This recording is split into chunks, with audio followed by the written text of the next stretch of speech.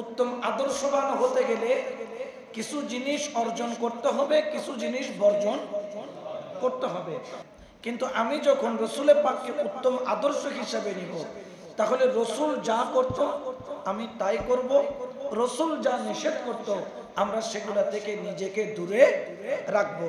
এই জন্য কোরআনে পাকে যারা আলেম উলামা, যারা এলাকার কর্তৃত্ব স্থানীয় সমাজের নেতা বা এলাকার সরদার বা এলাকার সমাজপতি, যারা এলাকার রাষ্ট্রীয় দায়িত্বে থাকেন, আমার আল্লাহ তাদেরকে একটি জিম্মেদারি দিয়েছেন, কুনতু খায়রা উম্মাতিন উখরিজাত লিন-নাস তা'মুরুনা বিল মা'রুফ ওয়া তানহাউনা আনিল মুনকার।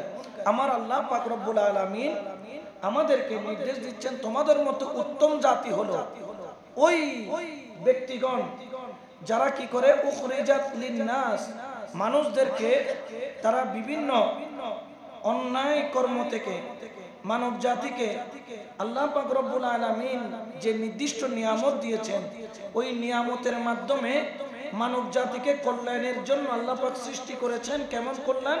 কল্যাণটা দান করে বলছেন, তা'মুরুনা বিল মা'রুফ, তোমরা মানুষদেরকে ভালো কাজের জন্য উৎসাহিত করো, ভালো কাজের জন্য উৎসাহিত করো, ওয়া তানহাউনা আনিল মুনকার, এবং মন্দ কাজে তুমি কি করো, বাধা প্রদান করো।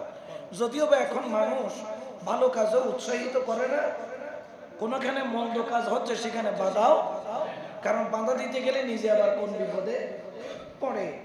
একজন মানুষের সামনে একজন মানুষ মার্ডার হচ্ছে, তাকায় আছে, ভিডিও করতেছে, তুমি ভিডিও করার চাইতে দায়িত্ব ছিল, কর্তব্য ছিল, কৌশলে তুমি ওই মানুষটাকে কোন রকম কি করে বাঁচানো বা চেষ্টা করা, তোমার সেফটি রেখে তাকে বাঁচানোর জন্য চেষ্টা করা, বা তাকে বোঝানো, ভাই তুমি একটা মানুষের প্রতি অন্যায়ভাবে জুলুম করিও না, তুমি ফিরে আসো।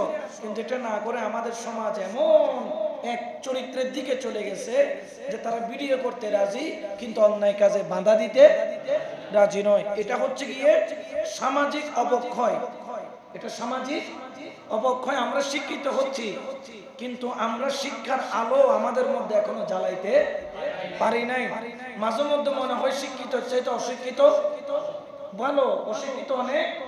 দেখবেন পৃথিবীর সবচেয়ে বড় দুর্ঘটনা যেগুলা ঘটায়, মানে চুরি চামারি ডাকাতি, আপনার এই চুরি চামারি বলতে ছোটখাটো চুরি নয়, হাজার হাজার কোটি টাকা কলমের খোঁচা দিয়ে যারা টেবিলের নিচ দিয়ে আদান প্রদান করতেছে, এরা কি শিক্ষিত না অশিক্ষিত? এই যে পারমাণবিক বোমা বানাইলো, অ্যাটম বোম বানাইলো, এগুলোকে অশিক্ষিতরা বানায় না শিক্ষিতরা বানায়? শিক্ষিতরা বানায়। অর্থাৎ মানুষের কল্যাণে শিক্ষা, আবার এই শিক্ষা যদি সঠিক কাজে ব্যবহার না হয়, এই শিক্ষার একটা অবক্ষয় আছে না নাই? তো এখন আপনি আপনাকে কিভাবে তৈরি করবেন, কোন শিক্ষায় শিক্ষিত করবেন?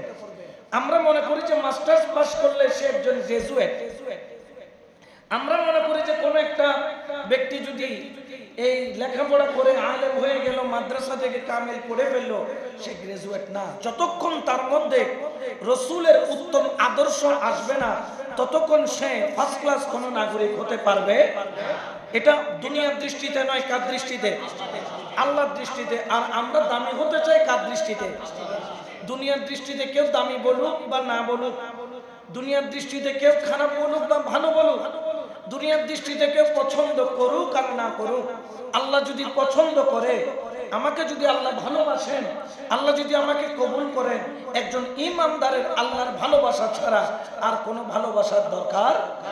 কিন্তু আল্লাহর ভালোবাসাকে যদি আপনি পেতে চান, আল্লাহকে তো দেখেন নাই, আল্লাহ পর্যন্ত পৌঁছেন নাই, আল্লাহ পর্যন্ত যান নাই। আমার আল্লাহ বলতেছেন, তুমি যদি উত্তম আদর্শবান হতে চাও, আমি আল্লাহর দৃষ্টিকোণ থেকে যদি তুমি ভালো দামি করতে চাও, তাহলে রসুলের আদর্শ তোমার মধ্যে ধারণ করো। বড় করে বলে সুবহানাল্লাহ। এই জন্য রসুলের আদর্শ ছিল সত্য কথা বলা, ন্যায় পথে চলা, হক কথা বলা, ন্যায়ের প্রতি নিজেকে অবিচল রাখা, এবং জুলুম না করা, অন্যায় অবিচার না করা, এবং অসহায়কে সাহায্য করা। কেমন সাহায্য? আমার রাসূল করিম সাল্লাল্লাহু আলাইহি ওয়াসাল্লাম তিনি ঘোষণা করেন যে ওয়ান ইবনে আব্বাস রাদিয়াল্লাহু তাআলা قال سمعت رسول الله صلى الله عليه وسلم يقول ليس للمؤمنين الذين يشبعون وجاره جائع ইলা জামবিহি। আমার রাসূল করিম সাল্লাল্লাহু আলাইহি ওয়াসাল্লাম বলেন যে আমি রাসূলকে, অর্থাৎ হযরত ইবনে আব্বাস বলেন আমি রাসূলকে বলতে শুনেছি যেই ব্যক্তি অন্য ব্যক্তিকে তৃপ্তি সহকারে পেট ভরে মানুষকে খাবার খাওয়ায়, এটার সম্পর্কে যে আমার রাসূল করিম বলেন তার পাশে যদি তার প্রতিবেশী সে পেট ভরে খাবার খাচ্ছে কিন্তু তার পাশে তার প্রতিবেশীর প্রতি সে খেয়াল রাখছে না, আমার রাসূল করিম সাল্লাল্লাহু আলাইহি ওয়াসাল্লাম বলেন সে কখনো মুমিন হতে পারে। এখন আমরা তো পাশের ঘরের খবর রাখা তো দূরের কথা, এই একই ফ্লোরে দুইটা ফ্ল্যাট, একটা ডান পাশে থাকে একটা, বছরকে বছর কিন্তু একজনের একজন কোনোদিন সালাম দোয়াও হয় না, এটা কখনো ইসলামী নীতি হতে পারে না। এই জন্য যেই ব্যক্তি নিজের প্রতিবেশীর প্রতি খেয়াল রাখে আল্লাহ তার প্রতি খেয়াল রাখে। তো আমি আজকে যে আলোচনাটা আনতে চাচ্ছি সে আলোচনাটা হচ্ছে যে মাওলা আলী কাররামাল্লাহু ওয়াজহাহু, শের খোদা আলী মারতুজা রাদিয়াল্লাহু তাআলা ওনার কাছে একজন ব্যক্তি জানতে চাইলেন যে গো মাওলা আলী, আমি আপনার কাছে জানতে চাই যে জীবনে কি কাজ করলে দুনিয়া এবং আখিরা, দুনিয়া এবং জীবনে কি কি কর্ম করলে দুনিয়া এবং আখিরাতে ভালো থাকা যায়, আমি সেই প্রশ্নের জবাব মাওলা আলী আপনার কাছে চাই। কারণ রাসূলের পরে সবচাইতে যারা দামি তারা হলো সাহাবায়ে কেরাম, আখিলে বায়াত নবীর ঘরানা, বড় করে বলো সুবহানাল্লাহ। তো আর মাওলা আলী তিনি আখিলে বায়াতের অন্তর্ভুক্ত, তিনি আবার সাহাবিয়ে রাসূল, সাহাবিয়ে মাওলা আলীর কাছে সার্টিফিকেট কয়টা? একটা হচ্ছে আখিলে বাইত, একটা হচ্ছে আখিলে বাইত, যাদেরকে নিয়ে রাসূলে পাক আল্লাহুম্মা হাউলাই আখিলে বাইত বলে দোয়া করেছিলেন। তার মধ্যে ছিলেন মা ফাতেমা, মাওলা আলী, ইমামে হাসান, ইমামে হুসাইন, আরেকজন খুদ রাসূলুল্লাহ। মোট কয়জন? 5 জন। এটা হচ্ছে খাস। আবার রাসূল করিম সাল্লাল্লাহু আলাইহি ওয়াসাল্লামের বিবিগণ আখিলে বাইত ঘরের অন্তর্ভুক্ত, কিন্তু খাস আখিলে বাইত বুঝে আমরা কয়জনকে? 5 জনকে। তো রাসূল করিমের ওই সাহাবী মাওলা আলী যিনি আখিলে বাইত বটে, সাহাবী রাসূলও বটে, ওনার কাছে জানতে চাইলেন ইয়া মাওলা আলী, আপনার কাছে আমি এমন পরামর্শ চাই, এমন কাজ সম্পর্কে জানতে চাই যে কাজগুলা করলে আমার দুনিয়াটাও সুন্দর হবে, আমার আখিরাতটাও সুন্দর হবে। আমার মাওলা আলী কাররামাল্লাহু ওয়াজহাহু তিনি আমাদেরকে 7টা বিষয়ের উপর নসিহত করলেন। কয়টা বিষয়? 7টা বিষয়ের উপর নসিহত করে বললেন এই 7টা বিষয়ে যদি তুমি সতর্কতা অবলম্বন করো তোমার দামি, তোমার আখিরাতটাও দামি। কারণ জেনে রাখো ওয়ালাল আখিরাতু খায়রুল লাকা মিনাল উলা, দুনিয়াটার চাইতে আখিরাতটা আরো বেশি দামি। জেনে রাখো যদি 7টা বিষয় সম্পর্কে তুমি সতর্ক থাকো, ওই 7টা বিষয় নিয়ে যদি তুমি সতর্কতার সাথে জীবনটা চালাও, আমি আলী ঘোষণা করলাম আমার রাসূল করিম আমাকে যে জ্ঞান দিয়েছে, কারণ আনা মদিনাতুল ইলম আলিয়ুম বাবুহা, আমি ইলমের শহর আর ওই শহরের দরজা হলো মাওলা আলী। আমি আলী বলছি তোমার দুনিয়াটাও কল্যাণময়, তোমার আখিরাতটাও কল্যাণময়, যার মধ্যে 1 নম্বর হলো তোমরা জীবনে কখনো মেহেরবান মা বাবার সাথে বেয়াদবি করবা। খবরদার খবরদার, 7টা বিষয়ের উপর তুমি সতর্ক থাকো। 1 নম্বর হলো তোমার মেহেরবান মা বাবা যদি তোমার ঘরের মধ্যে থাকে, খবরদার তোমার মা বাবার সাথে তোমার জান চলে গেলেও তুমি কখনো বেয়াদবি করবা না। কারণ মা বাবা যদি নারাজ হয়, তোমার নামাজ, তোমার রোজা, তোমার হজ, তোমার যাকাত, তোমার জিকির, তোমার বন্দেগী, তোমার দান, তোমার সাদকা, তোমার সিজদা, তোমার তাসবিহ, তোমার তাহলিল, তোমার সৎকর্ম কিয়ামতের ময়দানে কাগজের টুকরা চাইতো হালকা হয়ে যাবে, হালকা হয়ে যাবে। কারণ কি জানেন? কারণ মা বাবার দোয়া যেরকম কবুল, মা বাবার বদদোয়া কবুল। মা বাবার অন্তরের মধ্যে যদি কষ্ট নেয়, আল্লাহ পাক রব্বুল আলামিন ওই সন্তানের জন্য শুধু একটা দরজা খোলা রেখেছেন, যেই দরজার নাম হলো জাহান্নামের দরজা।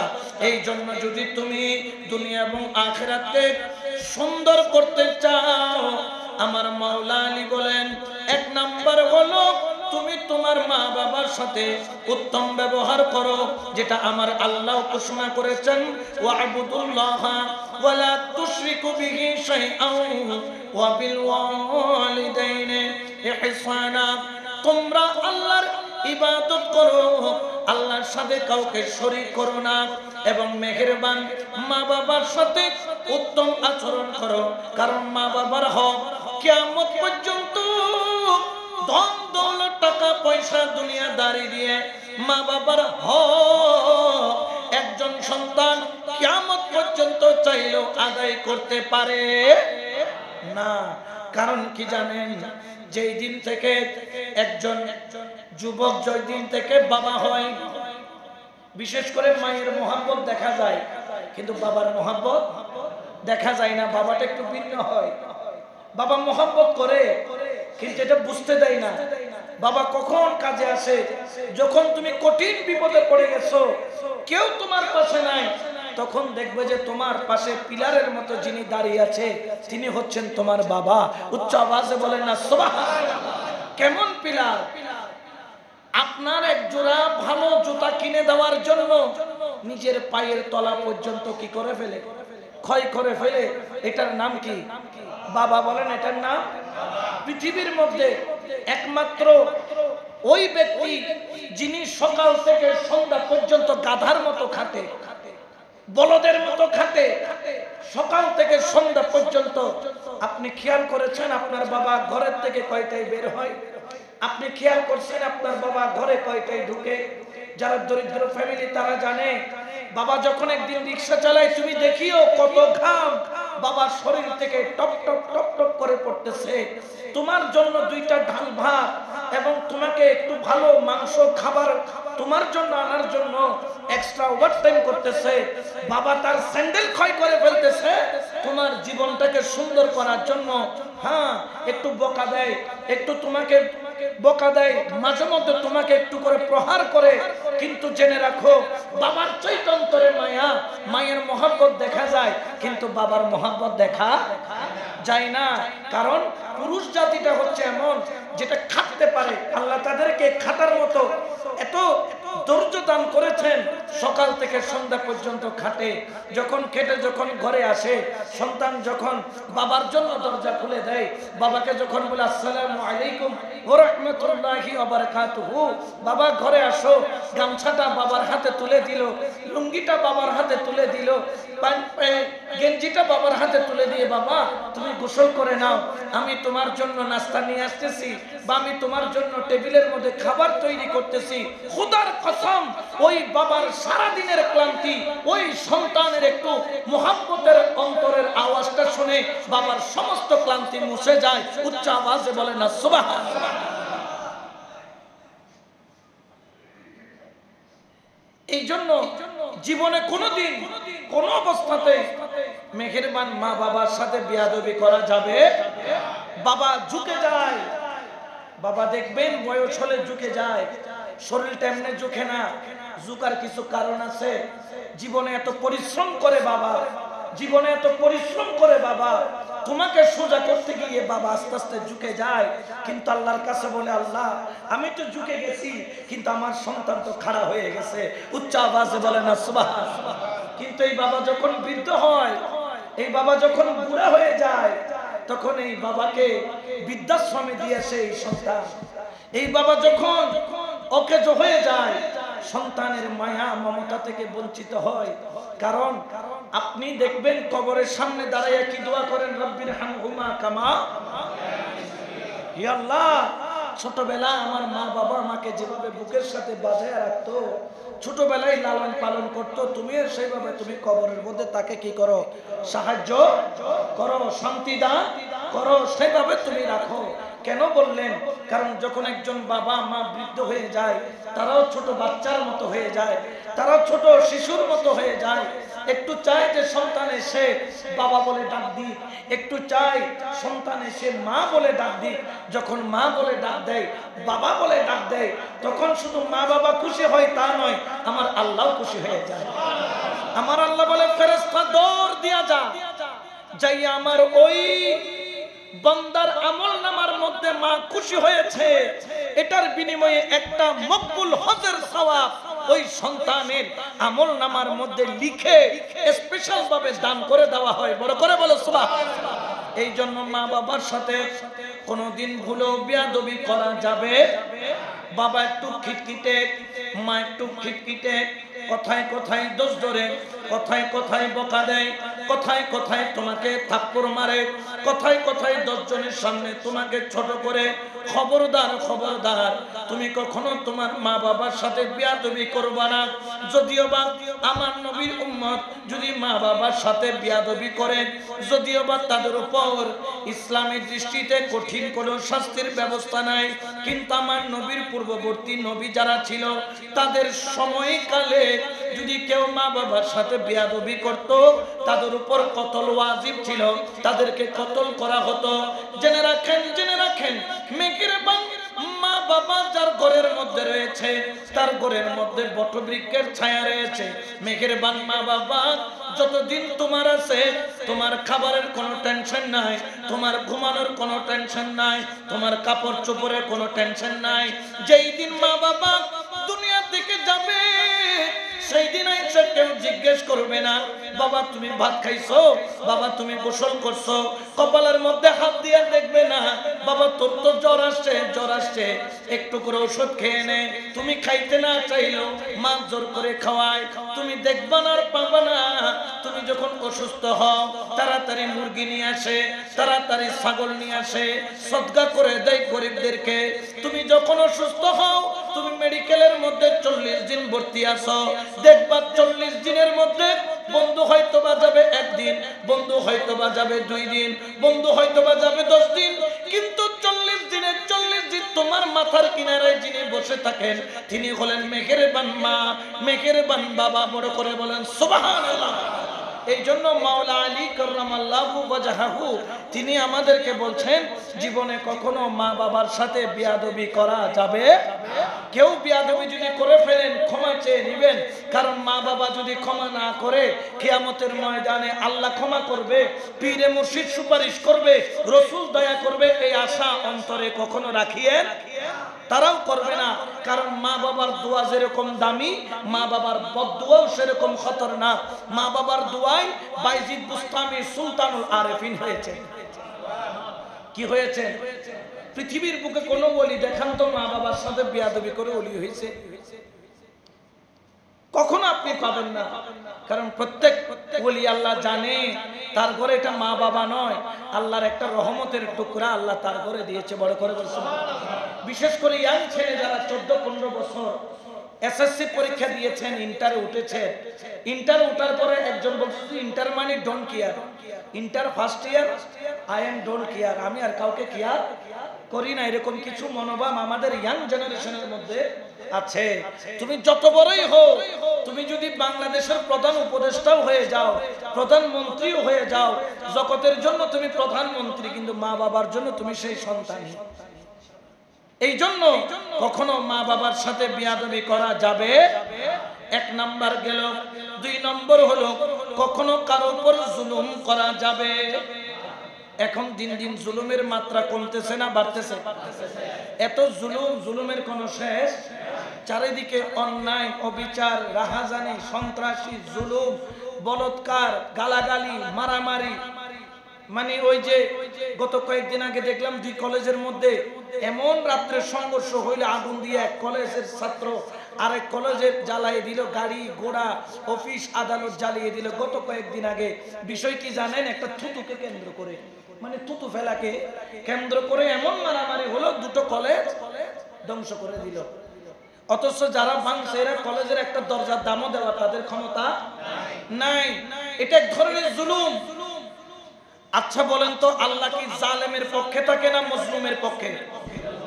আল্লাহ কখনো জালেমের পক্ষে থাকে খেয়াল রাখবেন, যখন কোনো ব্যক্তি জুলুম করে, যখন কোনো ব্যক্তি মজলুম হয়, মজলুম যখন আল্লাহর দরবারে দুই হাত তুলে দেয়, মজলুমের হাত তোলার সঙ্গে সঙ্গে আমার আল্লাহ মজলুমের দোয়া কবুল করতে দেরি করে না। এই জন্য খবরদার, ভাই ভাইয়ের উপর কখনো জুলুম করবেন না। খবরদার, স্বামী কখনো স্ত্রীর উপর জুলুম করবেন না। খবরদার, আপনি ক্ষমতাবান, যার ক্ষমতা নাই তার উপর কখনো জুলুম করবেন না। কারণ আপনি আপনাকে ক্ষমতাবান মনে করছেন, আজকে আপনার ক্ষমতা আছে, কালকে কিন্তু আপনার সে ক্ষমতা নাই। তবে পৃথিবীর সমস্ত এক জায়গায় জড়ো করলে আমার আল্লাহর ক্ষমতার সামনে এক চুল পরিমাণ দাঁড়ানোর ক্ষমতা কারো। এই জন্য খেয়াল রাখতে হবে, কখনো কারো উপর জুলুম করা যাবে না। আমরা তো কি করি, ভাইয়ের উপর জুলুম করি, এক ভাই আরেক ভাইয়ের উপর জুলুম করে, আসে না নাই? সামান্য 2 আঙ্গুল জায়গার জন্য, 4 আঙ্গুল জায়গার জন্য ভাই ভাইকে কোপাইতেছে, আসে না নাই? সন্তান বাবাকে জবে করে দিচ্ছে, বাবা সন্তানকে জবে করে দিচ্ছে, একজন একজনের প্রতি জুলুম করতেছে, এরকম আছে না নাই? আছে। আপনারা হয়তোবা জানেন কিনা জানি না, ধরেন কোন ব্যক্তি, 2 ব্যক্তির মধ্যে রাগ হলো বা কথার ক্লেশ হলো, ঝগড়া হলো, কিন্তু এক ভাই আরেক ভাইয়ের সাথে ঝগড়া হলো, ভাইদের মধ্যে একটা বিষয় আছে, কিছু ভাই দেখছি তাদের মধ্যে ঝগড়াও থাকে, কিন্তু এক ভাই বিপদে পড়লে আরেক ভাই দৌড়িয়ে যায়, এরকম ভাইও আছে। আবার এক ভাইকে বিপদে ফেলার জন্য আরেক ভাই বিভিন্ন জনকে উস্কাইয়া দেয়, সেরকমও আছে।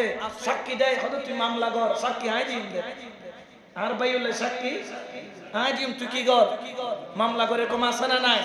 আছে। খবরদার, এটা জুলুম হয়ে যাবে। কখনো কোনো ভাই কোনো ভাইয়ের উপর জুলুম করবেন না।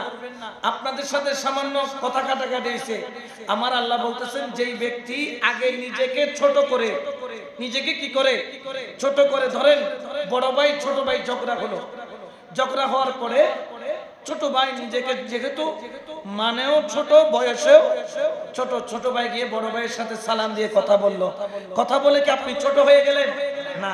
আল্লাহ বলতেছেন, তুমি যখন নিজেকে ছোট করে, তুমি যখন আরেকজনের সাথে, যেহেতু একজন মুসলমান আরেকজন মুসলমানের কি ভাই, একজন মুসলমান হিসেবে তুমি যখন কথা বললে তার সাথে, সেটা ভাই হোক, সেটা বন্ধু হোক, সেটা প্রতিবেশী হোক, এলাকার পাশের বিল্ডিং এর সাথে বিল্ডিং এর ঝগড়া লাগছে, নিচে দেখা হলো, আপনি সালাম দিয়ে মুসাফা করলেন, সে তাকায় আছে, কিরে আমি তো তার সাথে কালকে ঝগড়া করছি, আজকে সে মোলাকাত করতেছে, মুসাফা করতেছে, কথা বলতে বলতে যে আগে কথা বলবে আল্লাহ তার জীবনের গুনাহ মাফ করে দিবে। তাইলে দেখেন, আপনি আপনাকে ছোট করলেন, কিন্তু আপনার জীবনের গুনাহ মাফ করতেছে কে? আল্লাহ। এই জন্য কখনো অন্যের উপর জুলুমও করবেন না, অন্যের উপর নির্যাতনও করবেন না। জুলুম, অনেক প্রকার জুলুম আছে, জুলুমের কোনো প্রকারভেদ আপনি শুধু এই দুনিয়াদারির জুলুম হিসাব করলে শুধু হবে না, জুলুমের অনেক প্রকার অনেক ধরনের প্রকারভেদ আছে। অনেক সময় নারীরাও তাদের স্বামীর উপর কি করে, জুলুম করে। যেমন ধরেন, স্বামী কাজ থেকে আসলো, আসার পরে সে যখন খিদা লাগলো, স্ত্রীকে বলে যে আমার জন্য টেবিলে খাবার দাও, স্ত্রী বলে যে একটু তুমি বেড়ে খাও, এটাও একটা জুলুম, এটা একটা জুলুম। কারণ স্ত্রীর দায়িত্ব হচ্ছে স্বামীর প্রতি আনুগত্য থাকা। স্বামী যখন যেটা হুকুম করবে, স্বামী যখন যেটা তাকে নির্দেশ দিবেন, স্ত্রী সেটা কি করবে, পালন করবে, যদি সেটা শরীয়তের বিরুদ্ধে না হয়, শরীয়তের বিরুদ্ধে না হয়। এই জন্য খবরদার, কেউ কখনো কারো উপর জুলুম করবে না। মাওলা আলী বলতেছেন, তুমি যদি জুলুম করেছো তুমি ঠেকে গেছো, তোমার আখিরাতও বরবাদ, তোমার দুনিয়াও বরবাদ। কারণ মজলুম যখন আল্লাহর কাছে হাত তুলে, তখন তোমার আমল, ইবাদত, বন্দেগী আল্লাহ সেগুলোর দিকে আর তাকাবে না।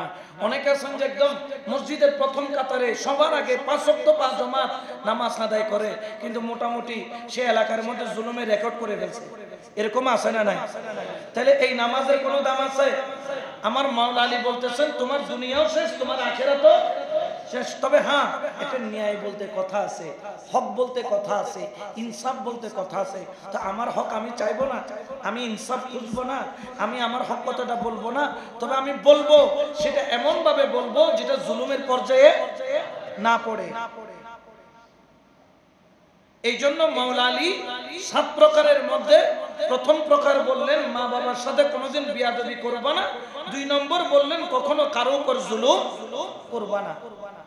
তুমি যদি জুলুম করো তাহলে তোমার দুনিয়াও বরবাদ, তোমার আখিরাতও। এরপরে বলতেছেন 3 নম্বর, কখনো তুমি মিথ্যা কথা বলবা না। কখনো মিথ্যা কথা, আচ্ছা মিথ্যা কথা বলে না এমন মানুষ খুঁজে পাওয়া কিন্তু কঠিন। এখান থেকে বদরাট যাবে, হ্যাঁ ফোন দিছে কোথায়, এই তো মুরাদপুর, এখনো সে আগ্রাবাদ কি হয় নাই, পার হয় নাই, সে কোথায়, মোবাইলে কোথায় চলে গেছে, মুরাদপুর। তাহলে এটা কি, সে কি সত্য বললো না মিথ্যা বললো? আসিদকু ইউনজি ওয়াল কিযবু ইউখলি। সত্য মানুষকে প্রতিষ্ঠা করে, মিথ্যা মানুষকে ধ্বংস করে। আপনি যদি প্রতিষ্ঠিত হতে চান আপনাকে সত্যের উপর অটল থাকতে হবে। এই জন্য মাওলা আলী কাররামাল্লাহু ওয়াজহাহুর আকীদার মধ্যে তিনি বলতেন যে ব্যক্তি মিথ্যা বলে সে ব্যক্তি কখনো মুসলমান হতে পারে, আবার যে মুসলমান সে কখনো মিথ্যা কথা বলতে পারে। এটা হচ্ছে মাওলা আলী বিশ্বাস করতেন। কারণ মুসলমান কোনোদিন মিথ্যা বলে না, আবার যে মিথ্যা বলে সে কখনো মুসলমান দাবি করতে। কিন্তু এখন সকালে ঘুম থেকে উঠে বিসমিল্লাহ বলে মিথ্যা শুরু, এবং ঘুমাবের আগে পর্যন্ত মিথ্যা, মিথ্যার উপর জীবনটাকে মানুষ চালাইতেছে। এখন হয়তো মিথ্যা কথা না হইলে তো চলন সম্ভব। আসলে আপনি চলবেন না, আপনাকে আল্লাহ চালাবেন। চালাবার মালিকে আল্লাহ। শেখ হাসিনার কি কোনো কিছুর অভাব ছিল?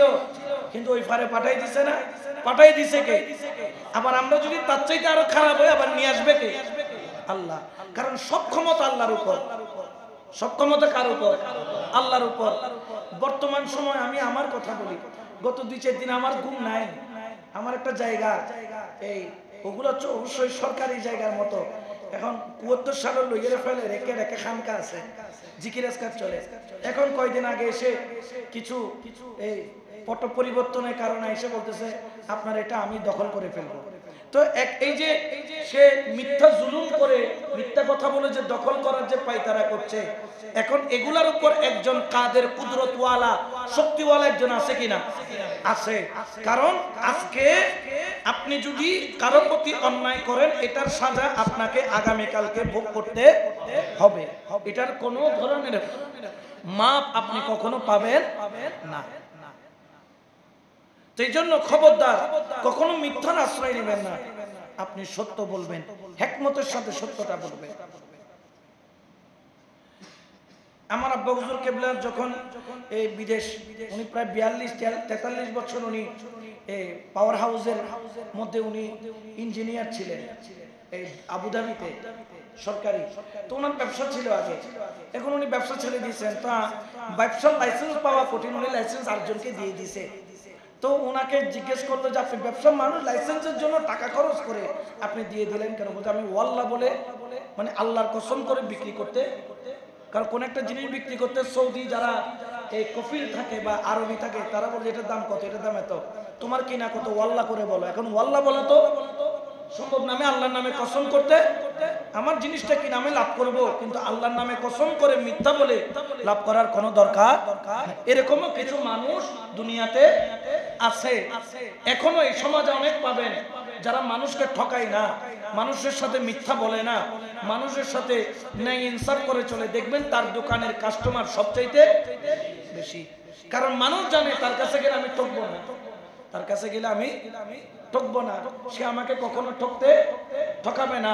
এই জন্য দেখবেন এখানে অনেক ব্যবসায়ী আছে, এখানে কয়েকটা এই আপনাদের পাঁচটার দোকানের মধ্যে কিছু দোকান খুব নাম করা। হ্যাঁ, আমরা যখন কোনখান থেকে হুজুর অমুক দোয়ানত যাবেন আর হনমিক কেন যাবেন, কেন ও কখনো আপনাকে মিথ্যা বলবে না। একটা পার্স বলে আরেকটা পার্স কখনো দিবে না। সে সত্য, যেটার দাম 10,000 10,000 নিবে, যেটার দাম 5,000 5,000 নিবে। এরকমও অনেক মানুষ আছে। এই জন্য মিথ্যা দিয়ে আপনি ক্ষণিকের জন্য কিছু লাভ করলেন, দেখবেন যে আল্লাহ এর চাইতে বেশি আপনার ভিতর থেকে নিয়ে যাবে। এই জন্য কখনো মিথ্যা কথা বলা যাবে না, মিথ্যা থেকে বাঁচতে হবে। কারণ মিথ্যা, এই জবানটা যদি মিথ্যা দিয়ে আপনি যদি শুরু করেন, জবানের একটা দাম আছে। এই জবান দিয়ে আপনি আল্লাহকে ডাকেন, এই জবান দিয়ে কোরআন পড়েন, এই জবান দিয়ে আল্লাহর হকের কথা বলেন, তাহলে এই জবান দিয়ে আপনি কখনো মিথ্যা কথা বলতে পারেন না। মাওলা আলী কাররামাল্লাহু ওয়াজহাহু 4 নম্বর বললেন, 3টা গেল। 1 নম্বর হচ্ছে মা বাবার সাথে বিয়াদবি করা যাবে, 2 নম্বর হচ্ছে গিয়ে কখনো জুলুম করা যাবে, 3 নম্বর হলো গিয়ে কখনো মিথ্যা কথা বলা যাবে, 4 নম্বর হচ্ছে গিয়ে কখনো নেশা গ্রহণ করা যাবে। আমাদের মধ্যে অনেক যুব সমাজ বর্তমানে নেশার কবলে পড়ে, খুবই কঠিন এক অবস্থা। আপনি ভার্সিটিতে যান, আপনি দেখবেন ভার্সিটির অনেক ছেলে, অথচ তারা চট্টগ্রামের মধ্যে, ঢাকার মধ্যে বা বাংলাদেশের মধ্যে সবচাইতে ভালো বিদ্যাপীঠ, যেখানে ঢোকার জন্য মানুষ মানে আশা রাখে, হৃদয়ের মধ্যে একটা তামান্না রাখে, চট্টগ্রাম ইউনিভার্সিটিতে আমি পড়বো, আমি ঢাকা বিশ্ববিদ্যালয়ে পড়বো, আশা রাখে। কিন্তু দেখা যায় যে ভালো ছেলে সেখানে গেছে, সেখানে খারাপ সঙ্গের মধ্যে পড়ে আজকে একটু করে সিগারেট, কালকে একটু করে গাঞ্জা, পরশুদিন একটু করে হিরোইন, তরশুদিন একটু করে ইয়াবা, এরকম নিতেছে। আসে না নাই? আছে। নেশার সাথে কখনো আপনি নিজেকে জড়াইতে পারবেন। নেশা বলতে শুধু গাঁজা, মদ, ইয়াবা, ফেন্সিডিল এগুলা নয়। যেমন জুয়া খেলা, এটাও একটা কি। আমাদের অনেক, আমি শিক্ষিত যুবকদেরকে দেখতেছি, এখন তো মোবাইল নামের একটা জিনিস এমন হয়ে গেছে, এখানে ক্যাসিনো চলে আসছে। টাকা দিয়ে বিটকয়েন কিনে সে সেখানে কি খেলতেছে? জুয়া খেলতেছে। আপনার ছেলে মোবাইল ব্যবহার করতেছে, আপনি মা বাবার দায়িত্ব, সে অবুঝ, তার এখনো ওই বুঝ হয় নাই যে বুঝ দিয়ে সে নিজেকে সংশোধন করে নিতে পারবে। 10 টাকা 5 টাকা দিয়ে জুয়া খেলা শুরু করে, এবং এটা পরবর্তীতে দেখা যায় বাবার সম্পত্তি বিক্রি করেও জুয়া খেলে। এরকম অনেক জায়গায় দেখেছি। আমার দরবারে এক ভক্ত কান্না করতেছে কয়েকদিন আগে, হুজুর আমি তো শেষ। কেন? তার মামাকে দিছে 5 লক্ষ টাকা ভিসা দেওয়ার জন্য, মামা 20,000 টাকা দিয়ে ক্যাসিনোতে কি করে রয়েছে।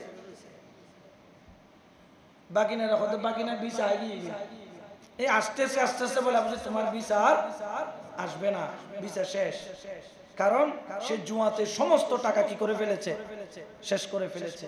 তো তার কি শুধু টাকা শেষ হইলো নাকি যেই ব্যক্তি জুয়া খেললো তার দুনিয়াও শেষ, তার আখিরাতও?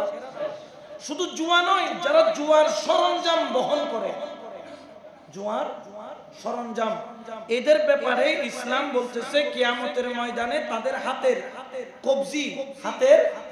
কবজি পর্যন্ত খিনজিরের রক্ত মাখা থাকবে। খিনজির বুঝেন? নিষিদ্ধ একটা পশু আছে না, যেটার নাম নেওয়া আমাদের জন্য হারাম। বন্য একটা পশু আছে যেটা চাকমা টাকমারা এরা খায়, ওই নিষিদ্ধ পশু যেটাকে হারাম করেছেন, ওই হারাম পশুর রক্ত নাকি কিয়ামতের হাতের কবজি পর্যন্ত ডুবা থাকবে। তার মুর্শিদ তার সামনে দিয়ে যাবে, কিন্তু সে হাত বাড়াইয়া মুর্শিদের সাথে সে মুসাফা করতে পারবে না। তার রসুল তার সামনে দিয়ে যাবে, সে রসুলের সাথে মুসাফা করবে কি? মুসাফা করে তো কথা বলে, ইয়া রাসূলুল্লাহ আমার জন্য একটু কি করেন, সুপারিশ করেন আল্লাহর কাছে। সে এটারও যোগ্য থাকবে না, কারণ তার হাতের কবজি পর্যন্ত খিনজিরের রক্ত। এবং যেই ব্যক্তি জুয়া খেলে, যেই ব্যক্তি জুয়ার উপাদান জোগাড় করে, যেই ব্যক্তি জুয়া খেলতে উৎসাহিত করে, আল্লাহরও লানত তার উপর, আল্লাহর রাসূলেরও লানত, ফেরেশতাদেরও লানত। এই জন্য নেশাটাও একটা, এই জুয়াটাও একটা নেশা। আমাদেরকে এই ধরনের নেশা থেকে বেঁচে থাকতে, তরিকতের মধ্যে আবার নেশা আরো অনেক আছে, কাম, ক্রোধ, লোভ, মোহ, মদ, মাৎসর্য। আমরা যে ওলির দরবারে যাই 6টা রিপু দমন করার জন্য। কয়টা রিপু? 6টা রিপু। কারণ কি জানেন? মানুষের মধ্যে কিছু জিনিস আছে, যেমন মানুষকে তৈরি করা হয়েছে কি থেকে? মাটি থেকে। মানুষকে যখন মাটি থেকে তৈরি করেছে, মানুষের মধ্যে কিছু মাটির গুণ আছে। আবার মানুষের মধ্যে 2টা জিনিসের সংমিশ্রণ, একটা হচ্ছে মাটি, একটা হচ্ছে নূর। একটা কি? নূর। এই নূরের সংমিশ্রণ, যেটা রূহ নিক্ষেপ করেছেন আল্লাহর আমর নির্দেশ, ওটা কিন্তু নূর। আবার মাটিও আছে, মাটির কিছু রং, গন্ধ, স্বাদ আছে, যার কারণে আমাদের মধ্যে মাটির কিছু ফ্লেভারের কারণে শয়তান ঢোকার জন্য কয়েকটা রাস্তা তৈরি করেছে, যেগুলো তরিকতের ভাষায় বলে কাম, ক্রোধ, লোভ, মোহ, মদ, মাৎসর্য। এগুলো একটা ভিন্ন সাবজেক্ট, এক সময় তাসাউফ নিয়ে আলোচনা করলে এগুলো আনবো। তো এগুলো হচ্ছে গিয়ে তরিকতের যারা অনুসারী তারা শুধু দুনিয়াবী নেশা নয়, এই নেশা থেকেও নিজেকে কি রাখে, বিরত রাখে। তো এই জন্য কোনো নেশা জাতীয় দ্রব্য কোনো মুসলমান কখনো গ্রহণ করতে পারে না, কারণ নেশা তার দুনিয়াকেও বরবাদ করে, তার আখিরাতকেও বরবাদ করে। এরপরে 5 নম্বর হচ্ছে জেনা থেকে বেঁচে থাকা। কি থেকে বেঁচে থাকা? জেনা।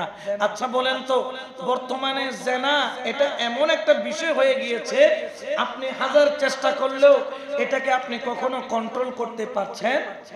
যে সমাজ যত সভ্য, সেই সমাজের মধ্যে অপকর্ম হয় সবচাইতে বেশি।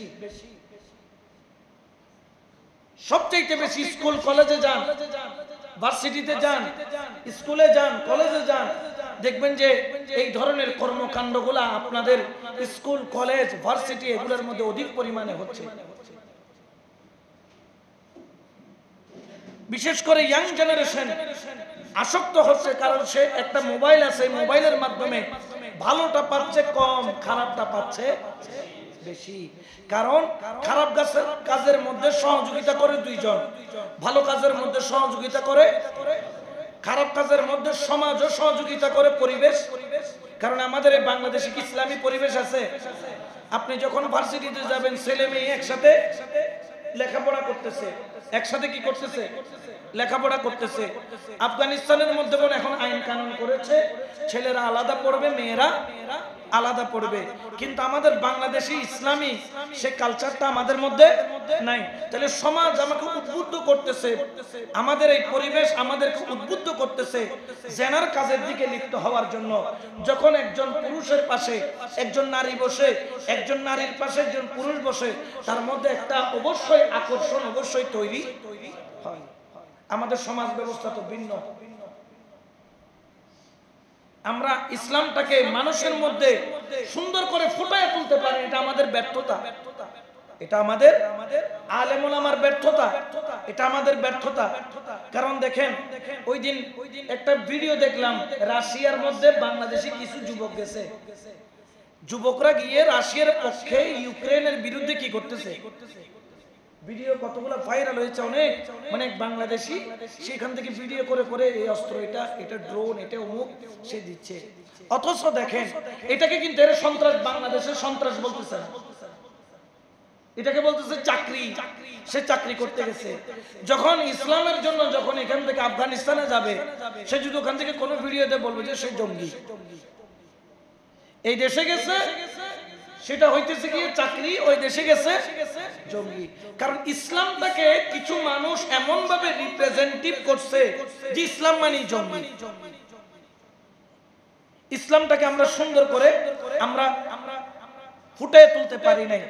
যেমন আপনি চায়নার মধ্যে দেখবেন, উরুগুয়ের কিছু মুসলমান আছে যাদের উপর আপনার ওই চায়নার সরকার খুব কঠোর আরোপ করে রাখে, কিন্তু আপনি আসল বিষয়টা জানেন না। চায়নার মধ্যে যান, আপনি দেখবেন যে সেখানে আপনার খাওয়ারিজম বা যাদেরকে আমরা সালাফি বলি, সালাফি মতবাদ, ওয়াহাবিজমের মতবাদ, এটা ওরা গ্রহণ করে না।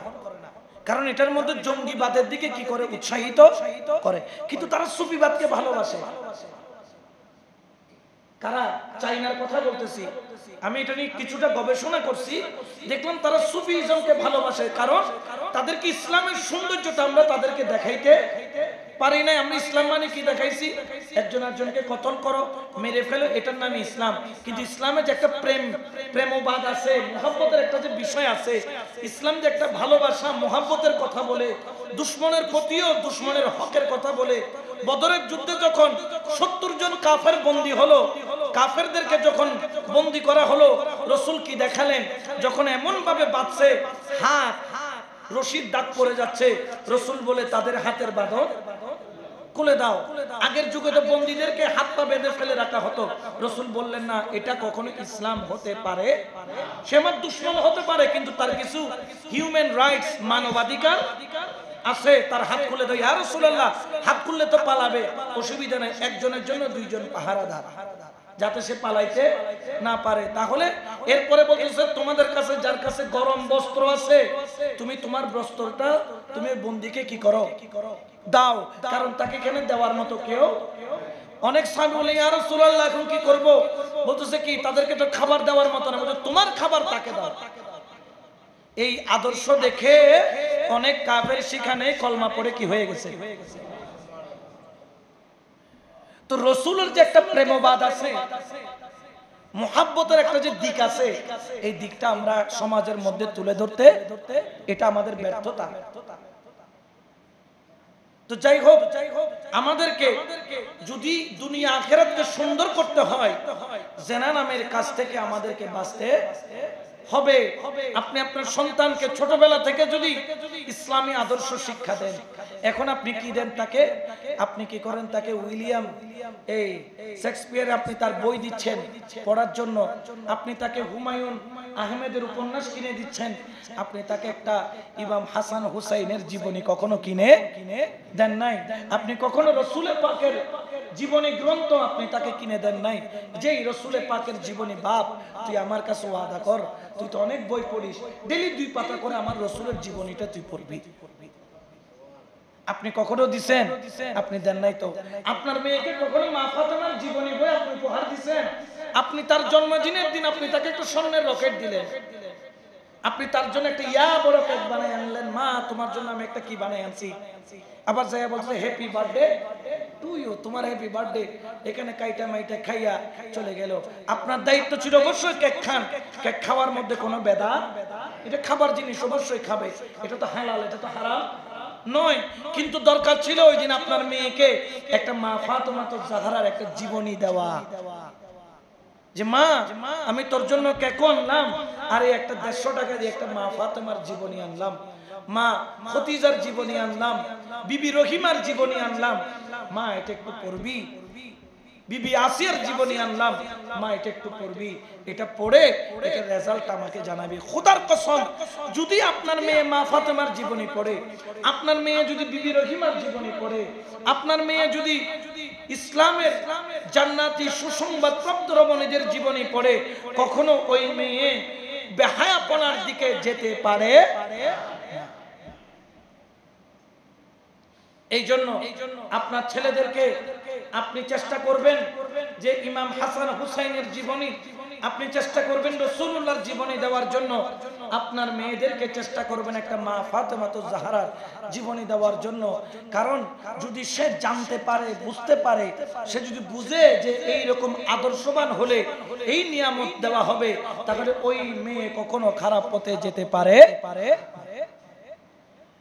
এই জন্য আমাদেরকে বললেন জিনা থেকে বেঁচে থাকার জন্য, এই খারাপ কাজটা থেকে আল্লাহ আমাদের বেঁচে থাকার তৌফিক দান করুন, আরো জোরে বলেন আমিন। এরপরে 6 নম্বর হচ্ছে অহংকার থেকে বেঁচে থাকা। মাওলা আলী বলছেন অহংকার থেকে বেঁচে থাকা। আমাদের মধ্যে অহংকার এটা সবচাইতে বেশি, একমাত্র অহংকার করার অধিকার কার? গোলাম কখনো অহংকার করতে পারে? আমি বড়, আমি অমুক, আমি সমুক, এটা বলার অধিকার গোলামের নাই। খেয়াল রাখবেন, যে গাছের মধ্যে ফল বেশি ওই গাছটা কিন্তু কি করে থাকে? ঝুঁকে থাকে, একটু ঝুঁকে থাকে। দেখবেন আম গাছে যখন আমগুলা একটু বড় হয়, দেখবেন ডালগুলা কি হয়ে যায়? ঝুঁকে যায়। কেন? তার মধ্যে কি আছে? ফল আছে। যারা জ্ঞানী তারা কখনো অহংকারী হতে পারে না। অহংকার হচ্ছে পতনের মূল। এই যে দুনিয়ার মধ্যে একমাত্র অহংকারের কারণে, হামবাড়াইয়ের কারণে, অহংকারের কারণে অনেক প্রেক্ষাপট পরিবর্তন হয়েছে, অনেক প্রেক্ষাপট পরিবর্তন হয়েছে। জীবনে কখনো অহংকার করবেন না। রাগ, অহংকার এগুলো খুব খারাপ জিনিস। একটা কথা আছে, রেগে গেলেন তো হেরে গেলেন। জীবনে যে কোনো জিনিস ঠান্ডা মেজাজে ডিল করতে হবে। আপনি মুসলমান, আপনাকে সব সময় যে কোনো বিষয় আপনি রাখলে হবে না, অহংকারী হলে হবে না, আপনাকে সব সময় বিনয়ী থাকতে হবে। এই জন্য আল্লাহ আমাদেরকে বারবার বলেন যে তুমি দেখো আমি তোমাকে কোনখান থেকে সৃষ্টি করেছি। একটা নাপাক পানি থেকে তোমার সৃষ্টি। অহংকার করার মতো তোমার ভিতরে কিছুই নাই। মা এবং বাবা দুইজনের আনন্দের ফসল হচ্ছে আমি, দুইজনের আনন্দের ফসল হচ্ছেন আপনি, দুইজন আনন্দের ফসল হচ্ছে এই দুনিয়া। তাহলে কিছু নাপাক পানি থেকে আমাদেরকে সৃষ্টি করে আশরাফুল মাখলুকাত বানাইছেন কে? যখন অহংকার চলে আসবে আপনি আপনাকে বলবেন, হাই আমি তো অহংকার করার মতো যোগ্যতা আমার সৃষ্টিকর্তা থেকে। মিন মাইন দাফিক ইয়াখরুজু মিন বাইনিস সুলবি ওয়াত তারাইব, এমন কিছু পানি যে পানির দফকের সাথে বের হয়, যেটা পুরুষের পিঠের হাড় মহিলাদের বুকের হাড় থেকে। এই পানি নাপাক পানি থেকে যিনি সৃষ্টি করেছেন সেই স্রষ্টার নাম কি? এই জন্য অহংকার করতে পারে কে? আর কারো অহংকার করার অধিকার নাই। তবে হ্যাঁ, দুই জায়গায় অহংকার করার পারমিশন দিয়েছেন। কয় জায়গায়? একটা হচ্ছে জিহাদের ময়দান। কিসের ময়দান? ধরেন আপনি মুসলমান, আপনি যখন যুদ্ধের ময়দানে গেলেন, সেখানে আপনি অহংকার করার অধিকার, আমি বাহাদুর, আমি শক্তিশালী, আমার সামনে পড়লে তোমার গর্দানা করে ফেলবো। আরেকটা হচ্ছে গিয়ে যেদিন বিবাহ করবেন বাসর ঘরে গিয়ে একটু অহংকার করাটা জায়েজ আছে। এটাই কারণে যায়, নাইলে তো আমরা তো বুলাবালা ওই দিন একটু অহংকার, আমি শক্তিশালী পুরুষ, আমার অর্থাৎ কনফিডেন্স দেখানোর ওই দুই জায়গা ছাড়া কোথাও অহংকার করা আপনার জন্য বৈধতা নাই। এই জন্য কখনো অহংকার করবেন না, কারণ আপনি যত বিনয়ী হবেন দেখবেন আল্লাহ আপনাকে প্রজ্ঞা আরো বাড়িয়ে দিবেন। আপনি যত নিজেকে ছোট করবেন দেখবেন মর্যাদা আপনাকে অটোমেটিক বাড়িয়ে দিবেন কে?